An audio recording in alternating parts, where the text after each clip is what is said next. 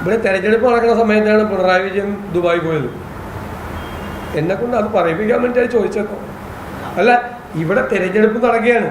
ഞങ്ങളടക്കമുള്ള എല്ലാ ആളുകളും എല്ലാ ജില്ലകളിലും സന്ദർശനം നടത്തിക്കൊണ്ടിരിക്കുകയാണ്.